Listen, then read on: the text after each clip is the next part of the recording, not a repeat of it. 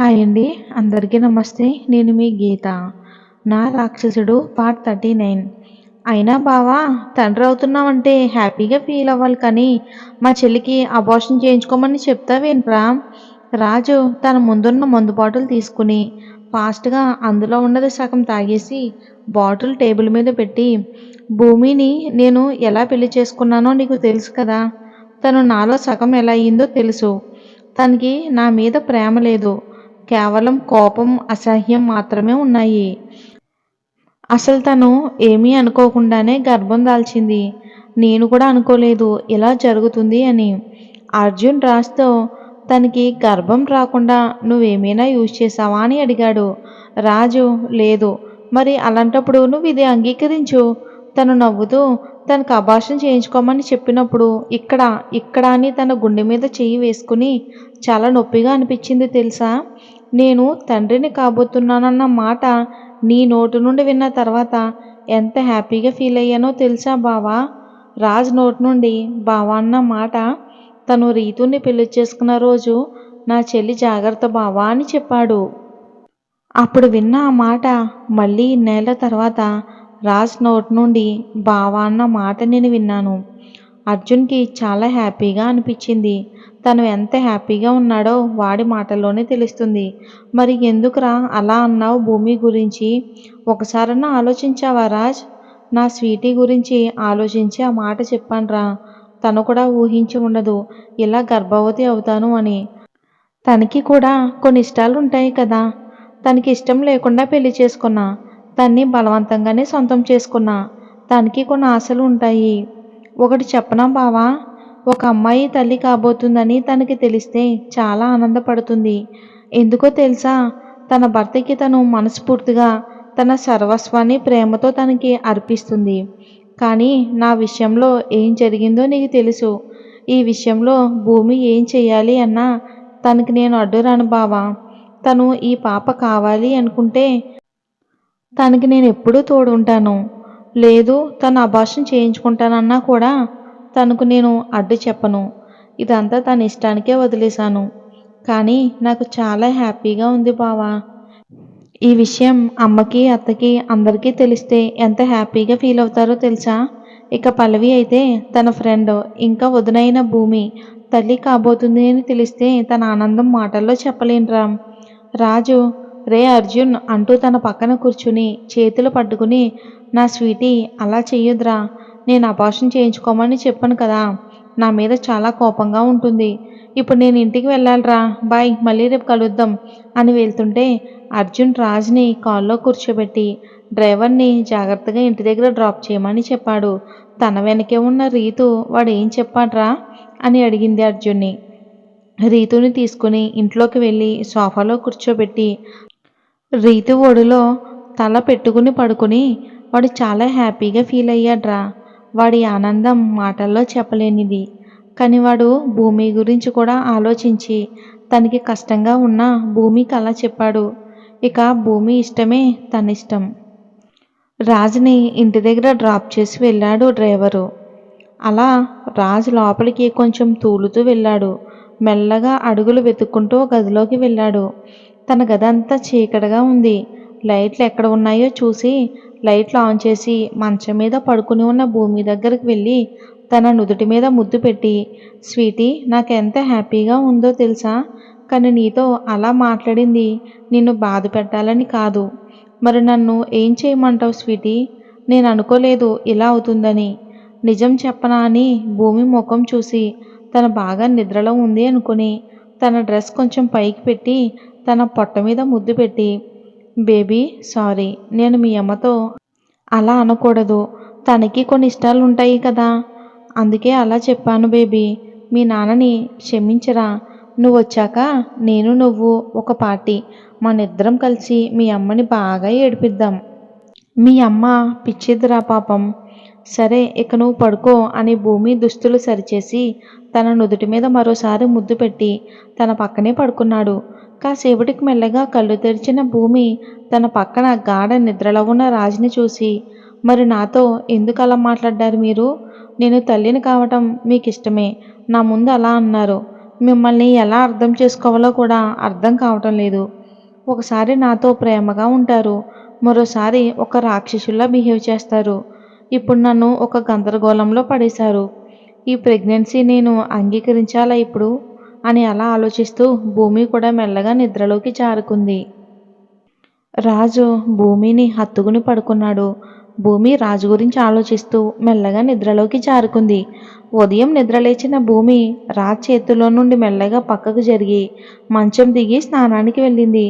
వాష్రూమ్కి వెళ్ళి అబ్బా అనకొండలా చుట్టేశాడు, ఒళ్ళంతా నొప్పులుగా ఉన్నాయి అని వేడి నీళ్లతో స్నానం చేసి వచ్చింది. బెడ్ మీద అలానే పడుకుని ఉన్న రాజుని చూసి మీరేం చేస్తున్నారో నాకైతే అర్థం కావటం లేదు అని ఒక నిట్టూర్పు విడిచి కిందకి వెళ్ళి పూజ చేసి పని మనిషి ఇచ్చిన కాఫీ తాగి సూర్యోదయం చూడటానికి లాన్లోకి వెళ్ళి కూర్చుంది భూమి. అక్కడ కూర్చుని ఇప్పుడు ఈ విషయం అమ్మాలకి చెప్పాలా వద్దా అని ఆలోచిస్తూ ఉంది. అలా వాళ్ళ నాన్నకి కాల్ చేసింది.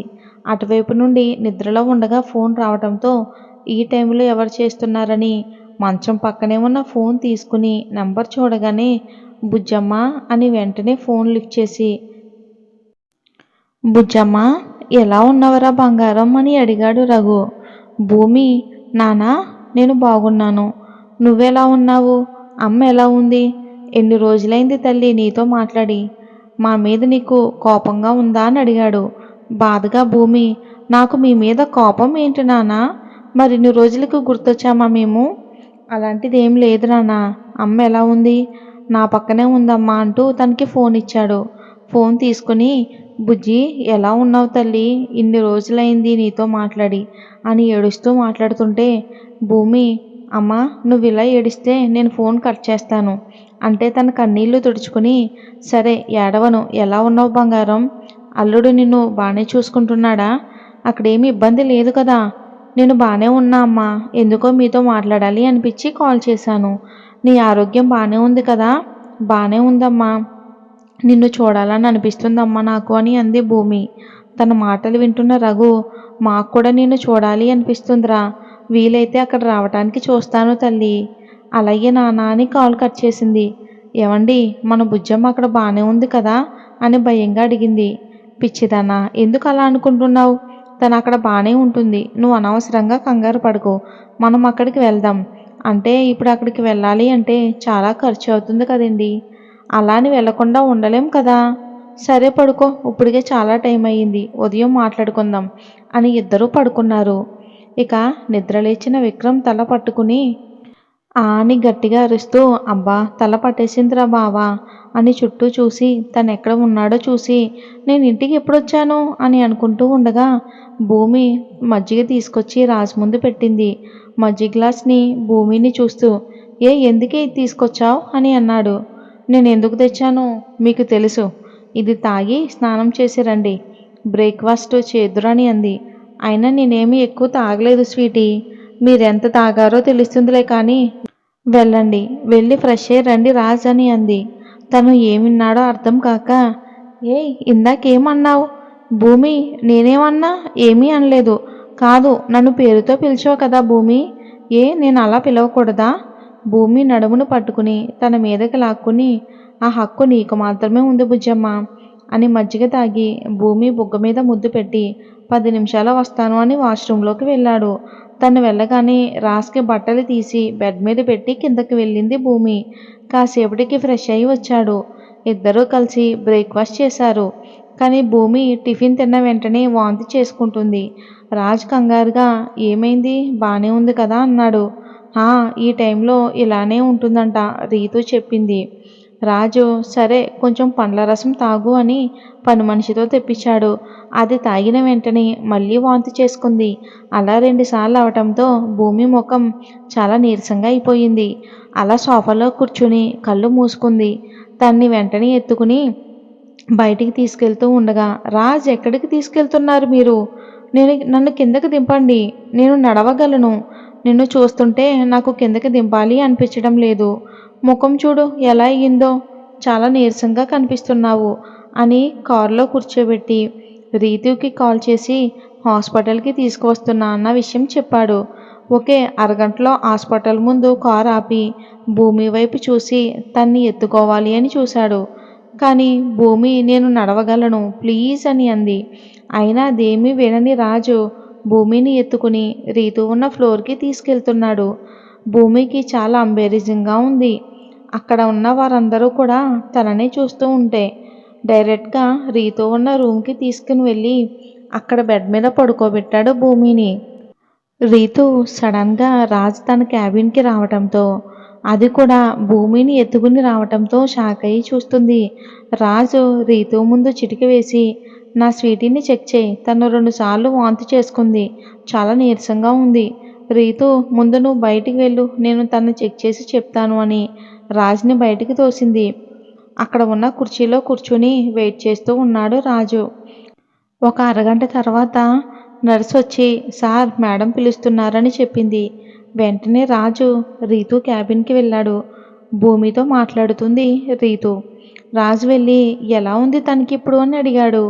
రీతు ఇప్పుడంతా బాగుందిరా, కొంచెం నీరసంగా ఉంది, తనకి బెడ్ రెస్ట్ చాలా అవసరం. ఇప్పుడు మందులు ఇస్తున్నా వాటిని రోజు వేసుకుని మంచి తిండి తింటే శిశువు కూడా బాగా పెరుగుతుంది. ఈ విషయం ఇంట్లో చెప్తే బాగుంటుంది.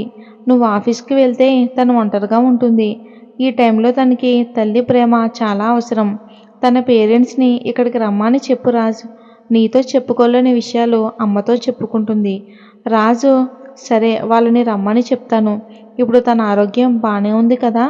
చెప్పాను కదరా, నీ భార్య బాగానే ఉందిరా బాబు. నువ్వు తనని ఇబ్బంది పెట్టకుండా ఉంటే చాలు.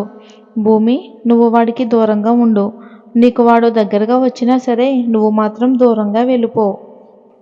ఇలా ఎందుకు చెప్తున్నానంటే ఈ టైంలో కొంచెం జాగ్రత్తగా ఉండాలి.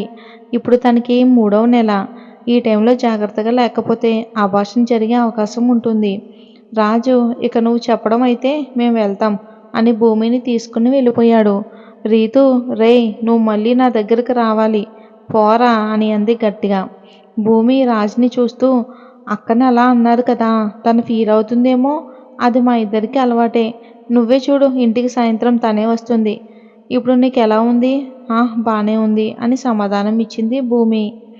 మరి వచ్చే భాగంలో ఏం జరిగిందో తెలుసుకుందాం.